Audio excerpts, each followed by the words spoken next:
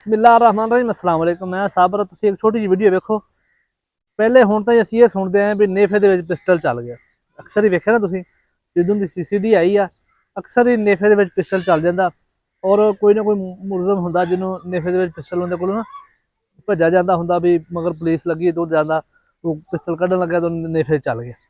लेकिन अज मैं तुहानूं एक अजीब वीडियो विखाउण लगा कि हैगा वो नेफे दे विच ही निज़ाम आ, लेकिन वो तरीका वारदात बदल गई।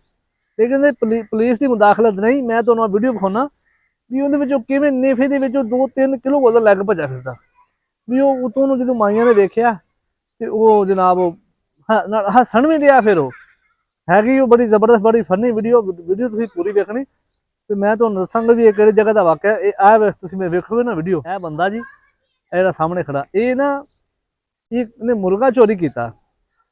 मुर्गा हैगा तकरीबन 3.5 किलो का। ਇਹਨੇ ਮੁਰਗਾ ਚੋਰੀ ਕਰਕੇ ਤੇ ਨਾਲ ਹੀ ਨੇਫੇ ਹੀ ਦੇ ਲਿਆ। ਯਾਰ ਇਹਨੇ ਕੱਪੜੇ ਤਾਂ ਨੂੰ ਆਏ ਖੜੇ ਨਾ, ਇਹ ਵੇਖੋ ਵੀ ਇਹ ਨੇਫੇ ਦੇ ਵਿੱਚ ਮੁਰਗਾ ਇਹ ਤੁਸੀਂ ਵੇਖ ਲਓ। ਆ ਵੇਖ ਨਾ ਉਹ ਮਾਈਆਂ ਦੋ ਪਰਿਓ ਵੀ ਆਉਂਦੀਆਂ ਪਈਆਂ ਇਹ ਹੁਣ ਸਾਰੇ ਇੱਥੇ ਇਕੱਠੇ ਹੋਣਗੇ। ਇਹਨੂੰ ਫਿਰ ਚੰਨਾ ਮੁਰਗਾ ਕੱਢੇਗਾ ਨੇਫੇ ਦੇ ਵਿੱਚੋਂ, ਕੱਢ ਕੇ ਬਾਹਰ ਛੱਡ ਦੇਗਾ। ਤੇ ਆ ਹਾਂ ਆਵੇ ਨਾ ਅੱਛਾ ਗੱਲ ਚੱਕਿਆ ਨੇਫੇ ਦੇ ਵਿੱਚ ਮੁਰਗੀ ਕੱਢ ਕੇ ਨਾ ਇਹ ਕੱਢ ਕੇ ਬਾਹਰ ਛੱਡ ਦੇਗਾ। ਫਿਰ ਇਹਨੂੰ ਚੰਡਾ ਮਾਰਨਗੇ। ਫਿਰ ਪਿੱਛੋਂ ਮਾਈ ਘੜੌਲਾ ਪਾਉਂਦੀ ਕਹਿੰਦੀ ਵੀ ਇਹਨੂੰ ਨਾਲਾ ਇਹ ਬੰਨ ਲੈਣ ਦਿਓ। ਮੈਂ ਤੁਹਾਨੂੰ ਆਵਾਜ਼ ਸੁਣਾਉਣਾ ਉਹਨੇ ਤਾਂ ਤੁਸੀਂ ਵੇਖ। ਹਾਂ ਇਹ ਜਨਾਬ ਇਹ ਆਪਣੇ ਗਲੀਆਂ ਮਹੱਲਿਆਂ ਦੇ ਵਿੱਚ ਇਦਾਂ ਦੇ ਚੋਰ ਫਿਰਦੇ ਨੇ ਜਿਹੜੇ ਹੱਥੀਂ ਸ਼ੈ ਫੜ ਕੇ ਲੁਕੋ ਲੈਂਦੇ ਨੇ।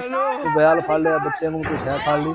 ਇਹਨਾਂ ਦਾ ਖਾਸ ਖਿਆਲ ਰੱਖਿਆ ਕਰੋ, ਆਪਣੀ ਹੱਥ ਦੀ ਹਿਫਾਜ਼ਤ ਕਰਿਆ ਕਰੋ। ਬਾਹਰ ਅਸੀਂ ਇਵੇਂ ਕਦੇ ਮੋਟਰਸਾਈਕਲ ਖਿਲਾ ਰਿਹਾ ਘਰ ਵੜ ਕੇ ਬਾਹਰੋਂ ਮੋਟਰਸਾਈਕਲ ਲੈ ਜਾਂਦੇ। ਮੁਰਗੀਆਂ ਫੜ ਲੈਂਦੇ, ਬੱਕਰੀਆਂ ਦੇ ਬੱਚੇ ਫੜ ਲੈਂਦੇ, ਬੱਕਰੀਆਂ ਫੜ ਲੈਂਦੇ। ਅਗਲੇ ਦਿਨ ਇੱਥੇ ਬੰਦਾ 8 ਕਿਲੋ ਦਾ ਬੱਕਰਾ ਥੈਲੇ 'ਚ ਪਾ ਕੇ ਲੈ ਗਿਆ। ਉਹਨੂੰ ਪੁੱਛਿਆ ਕੀ, ਕਹਿੰਦਾ ਆਖੇ ਇਹ ਦਾਣੇ ਆ। ਇੱਦਾਂ ਬੰਦਾ ਖਰਾਬ ਕਰਦਾ।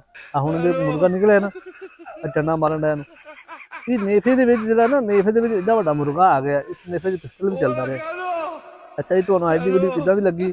ਵੀਡੀਓ ਚੰਗੀ ਲੱਗੀ ਤਾਂ ਲਾਈਕ ਕਰ ਦਿਓ। ਅਗਰ ਚੈਨਲ 'ਤੇ ਪਹਿਲੀ ਵਾਰ ਆਏ ਤਾਂ ਚੈਨਲ ਜ਼ਰੂਰ ਸਬਸਕ੍ਰਾਈਬ ਕਰਨਾ। ਸਾਨੂੰ ਦਿਓ ਇਜਾਜ਼ਤ। ਅੱਲਾਹ ਹਾਫਿਜ਼।